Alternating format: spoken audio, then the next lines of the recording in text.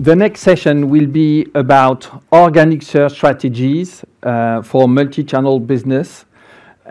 So I invite on stage Elliot, who is a consulting manager in UK at Botify.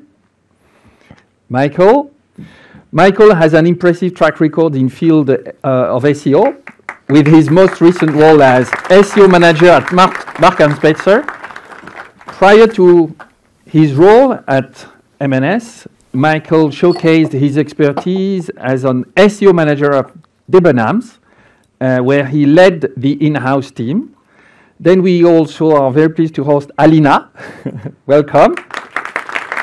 He's the SEO Manager of a very well-known brand, Carrefour Spain, a global consumer goods retailer, leader in the food industry. At Carrefour, she's challenged to boost organic growth by combining strong technical fundamentals with strategic content creation. The floor is yours, Elliot. Perfect, thank you. Was it working? Yeah. Cool. Yeah, thank you for joining me, Mike and Alina. Yeah, so I thought what do we actually mean by organic search strategies for lifting multi-channel retail businesses to pandemic levels? A bit of a mouthful.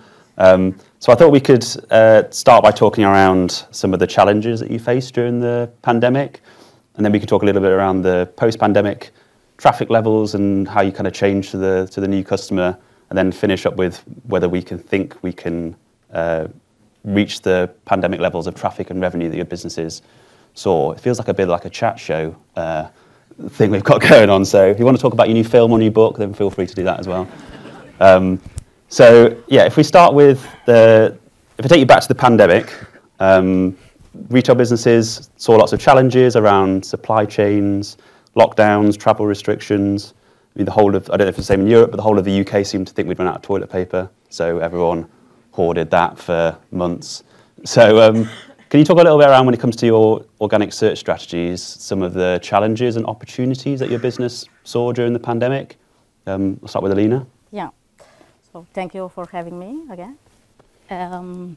As e-commerce started to increase, let's say, to have a tremendous growth during the pandemic, we understand how important it is to offer the users and help them to find what they are looking for. So we started to optimize our website for user needs, but also for Google bots. By employing solid technical fundamentals, such as the crawl the crawl budget optimization, because our website had millions of URLs and a lot of URLs are SEO useless, and also improving the search indexation. So we were working on blocking facets on different levels, working on the website architecture, boosting the performance for the product list, for the product pages, insert like structured data, and most of that focusing on main keywords, for the strategic keywords for the main categories. We were able to reach approximately like 20% again in non-branded traffic. So definitely for us, pandemic period was very challenging, but also plenty of opportunities, because SEO become more prominent in our company. We started to establish synergy with transversal departments like UX, data, IT, commercial, and sales development. Marketplace strategy also was very fundamental for our company, and also for the evolution of the SEO performance, but I would like to talk a little bit more in the next questions. Perfect. Yeah, I think you make a really good point around the user experience on the website. So presumably, with the retail, did lots of your shops have to close, or did they count as grocery stores that had to remain open for the public? Some stores remain open for the public, but let's say the e-commerce demand increased so much that we can't afford. So yeah, we had a big problem there. So we were so demanding during the pandemic that we lost clients, we say that, because we cannot, we didn't have the capabilities to to reach all that clients. And the stores, most of them were closed. So again, it was quite challenging for us. Yeah, I think in the user experience, you'll end up having people that might not necessarily have gone to online as the first port of call. They'll have always gone into the actual in-store shop, and you've had to kind of make. I'm trying to work a polite way of saying this. People who aren't necessarily mature or educated on digital, how to use websites. My grandma, for example, she ended up having to use online for everything, and the kind of user experience had to be a lot simpler and more optimized for those who might not use a website every single day to purchase stuff. Yeah, in fact, we optimized the website for easy navigation. So let's say in 3 clicks, you can have your purchase. So it wasn't so, let's say, so hard to do online shopping during the pandemic. I think it's going worse now because the user is so advanced right now. So we need to offer him many other options than the pandemic. So in the pandemic, the user took what they have. Definitely, yeah. And Mike, did you see similar experiences for M&S, or was it slightly different? Slightly different. So for M&S, we have 2 parts to the business, at least in the UK. We've got the foods part of the business, and for most of the pandemic, the foods business stayed open, the shops were still trading, and then for most of the clothing and home business, pretty much all of that moved online almost overnight. And like you say, we have a lot of those older customers, like perhaps your grandma, who... She does love M&S, M&S clothes in particular. who did and suddenly have to use a website to shop online, so that's quite a new experience for a lot of people. We as an SEO team had 2 different challenges. So on the food side of things, we have a complex mixture of stores. Some of them are regular supermarkets, some of them are convenience stores in like airports and train stations, things like that. So we had a mixture of stores which were open fully, open in certain hours, and not open at all. And Google's handling of temporary closures was not really ready for half a store base of like 500 stores to suddenly be temporarily closed for periods of time. So that was quite a lot of manual work up front on our team. And then also in our foods business, about a year before the pandemic, we bought 50% stake in Ocado's UK retail business. And then during the pandemic, had to migrate what little of the food we actually sold online onto Ocado. So the only thing that remained as food on the M&S website was cakes, specifically very large versions of Colin the Caterpillar. Gotta say, he must have sold a lot of Collins online over the pandemic. Yeah, birthdays on there. But the rest of all that food we had to migrate onto Ocado, which suddenly obviously saw massive demand. Luckily, I don't have to look after Ocado's SEO, so but they saw a big boom.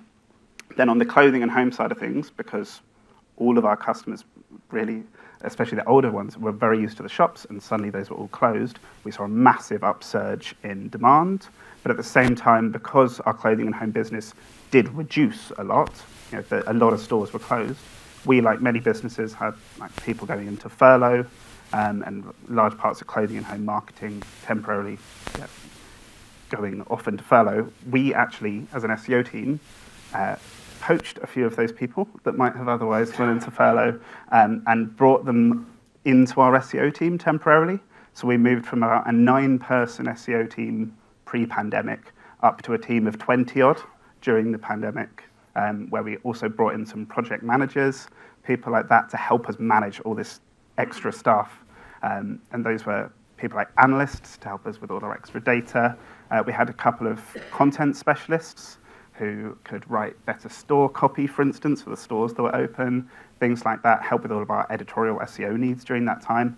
And then we had a large number of business unit experts that knew, like, say, lingerie like the back of their hand and could help us with any keyword classification or maybe a bit of link reclamation work, stuff like that, where they knew their categories inside out. And we had this extra focus in the business. Like you were saying, suddenly everyone cared about SEO.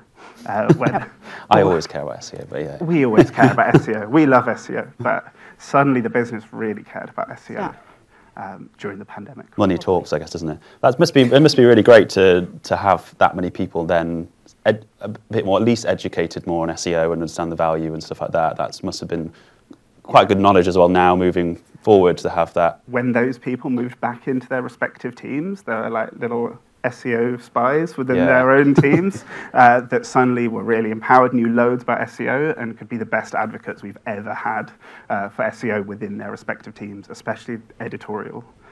People that had been trained day in, day out in SEO suddenly going back into editorial were a huge voice of confidence. Yeah, secret agents.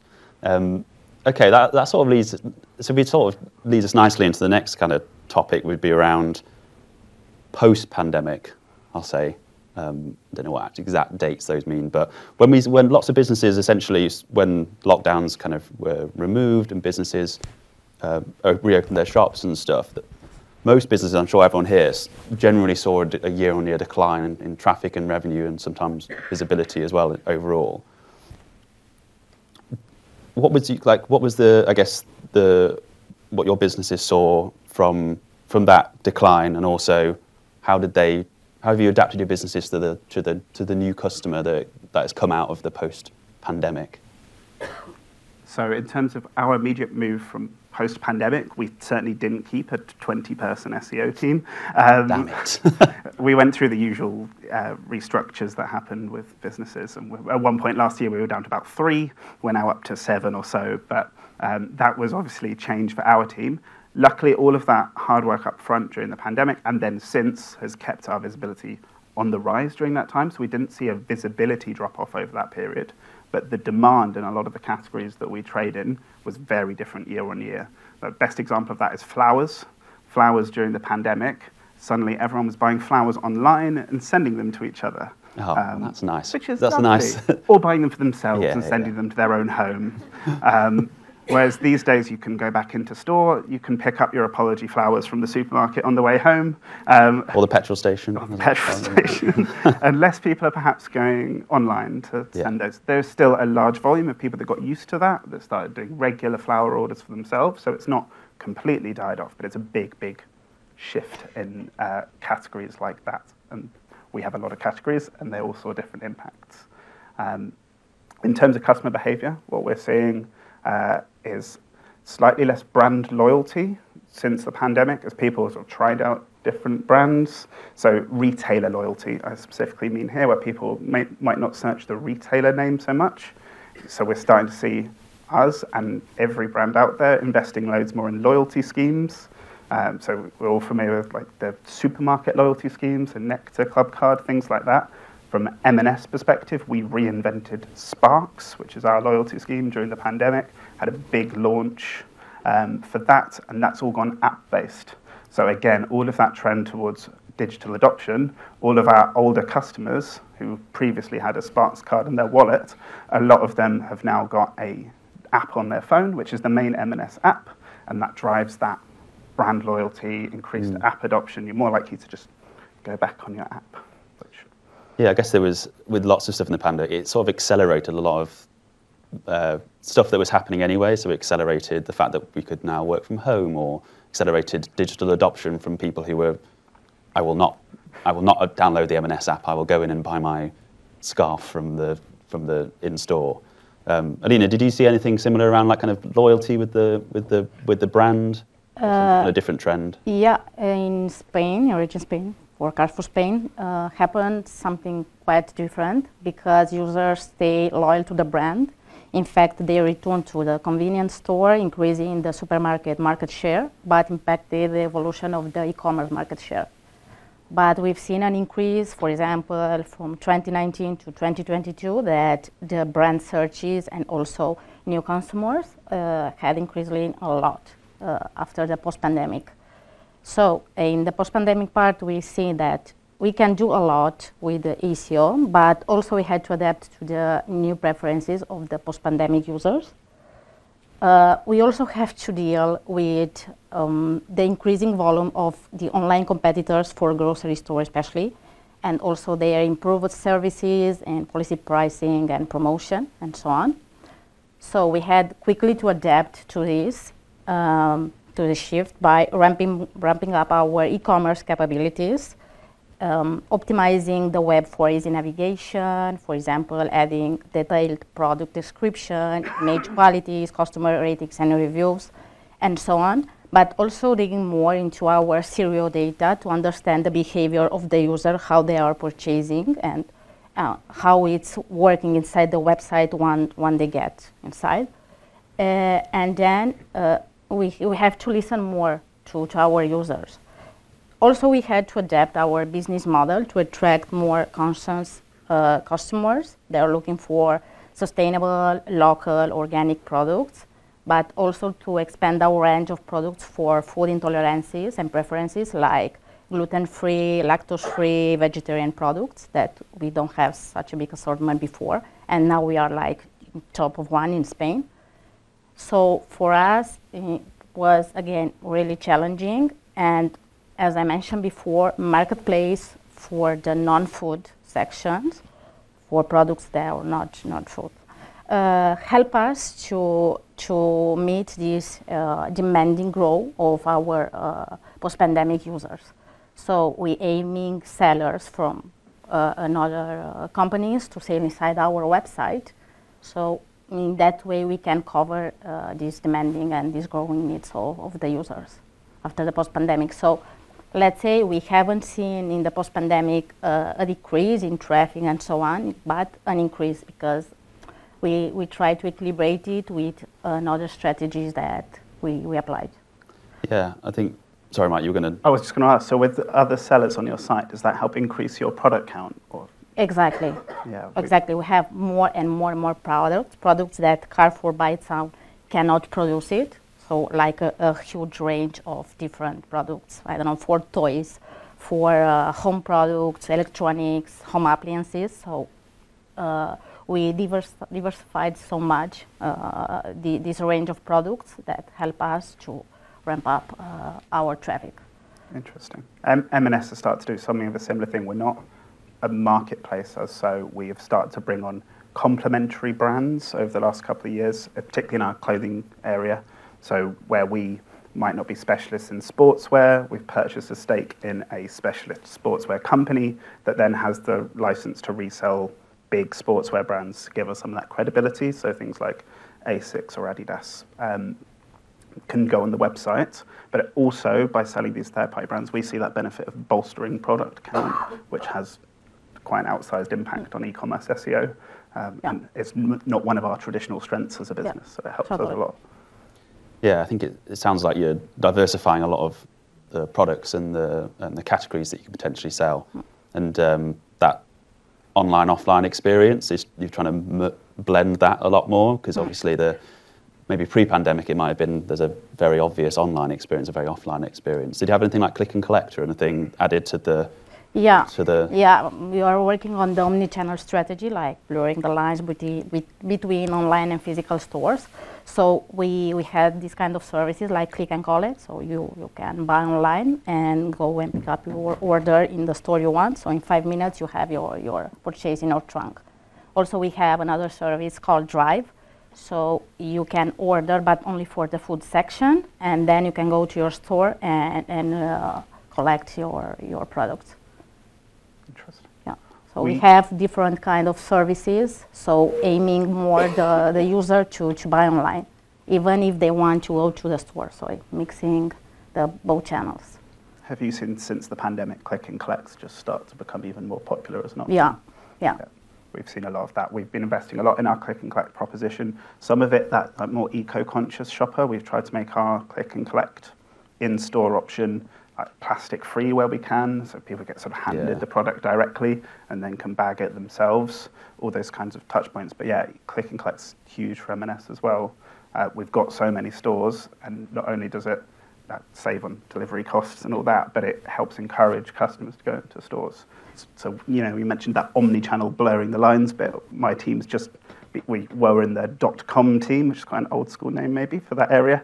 We've now been moved into the online and omni-channel team. So it's that embracing of the full end-to-end online to offline and vice versa experience. Yeah, exactly, but also give more possibility to the user when doing a purchase. For example, they want to deliver it at home, but the slot available, it's not fitting to your availability. So it's better for them to choose this kind of options. And being big retail businesses yourself, you've got enough in-store locations, like everyone, like in the UK, everyone knows where their local M&S is, and Carrefour, I imagine it's the same. So you've got the benefit of it's not a click and collect where there's an hour's drive away, so you can actually reasonably click and collect. Okay, can I ask you both a question around the traffic and revenue levels that you saw during the pandemic was obviously enormous because everyone had to shop online. Do you realistically think you can get back to those levels? And if so, what's your sort of strategy for doing that? Yes, we think we can do it. Good answer. I know.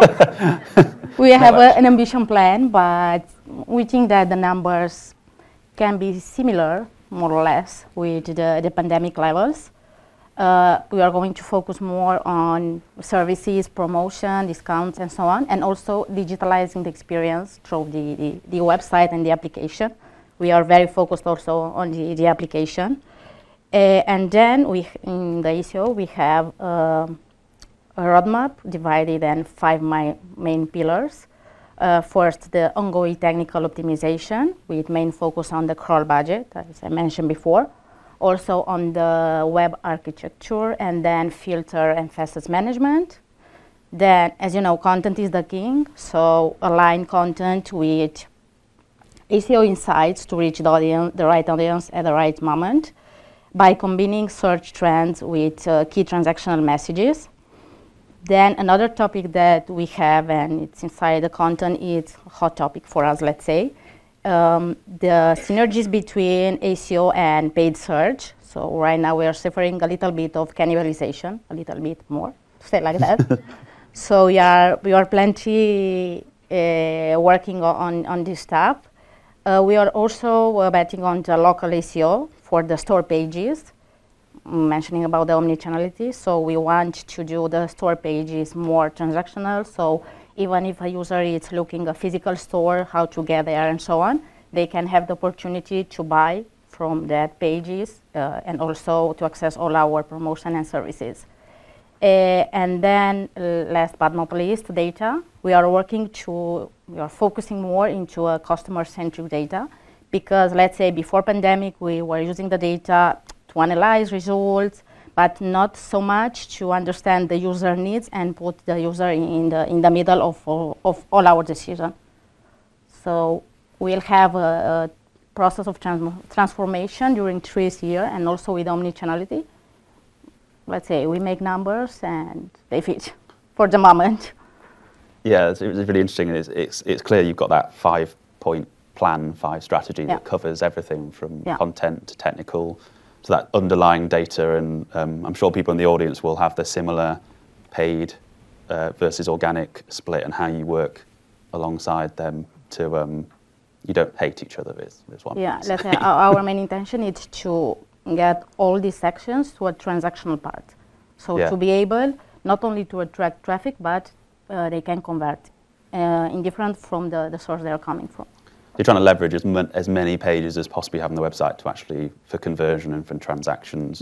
That makes a lot of sense. Mike, is your strategy exactly the same, or is it different? Have you listened to that? Have you changed yours? Yeah, we're just doing that. That sounds good. I'm going to put that in front of my board. Yeah, I agree. Yeah. It's interesting you talk about the sort of paid organic cannibalization. I think since this new Performance Max stuff that Google's pushing hard in paid search has started rolling out, everyone's got to keep a bit of a closer eye on it, because when you essentially say to an AI that Google's made, do what you like with paid search and just make the numbers go up, there's a risk that it goes, oh, well, take a bit of that organic traffic that you were getting and move it right over here, which is just a redistribution of numbers at cost. So we're trying to avoid doing too much of that.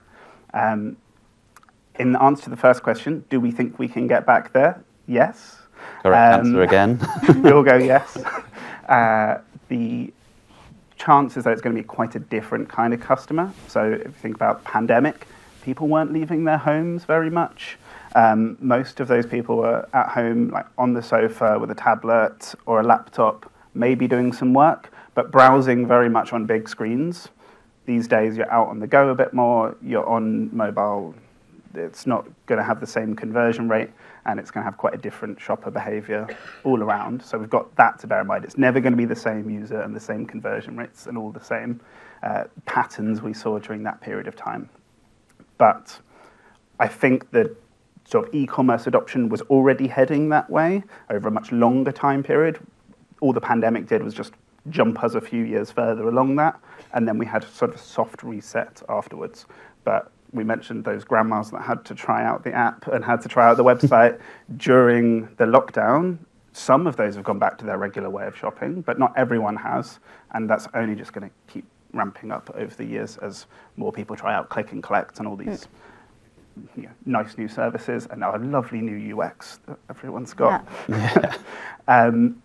In terms of our team setup, we've got fairly standard. We've got tech SEO, content SEO, digital PR, and then a couple of analysts within the team.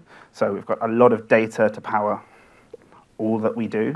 Our sort of big things we're working on at the moment to try and get there. It's not quite a 5-step plan that I'll talk about here, but tech-wise, we've got a bit of focus. Are we back in the room? Oh. You cut us off. Whoa. Is that time? We've got 6 seconds left, actually. We're doing tech SEO. If you get it. Thank you, everyone. Good night. Are you back on? Are we back on? Back on briefly. Yeah. I'll just talk to you. The one brief tech SEO challenge that we're working on, it's not unique to us, but we're particularly set far back on it. Everyone is bored of talking about Core Web Vitals to any of their developers or stakeholders because it's only a minor thing. But us personally, that new metric, INP, the one that's coming in March, we're terrible at. So we've got a big 6-month challenge to try and not get caught out when that suddenly gets switched on by Google a month later than they said they were going to. Or, yeah. They might delay it, you never know. Yeah. Let's hope so. Well, that's all we've got time for before we actually get cut off by the mic people. Yeah, thank you so much for joining me on the stage. Having us. And I'll let Benoit come back on and close up. Ooh.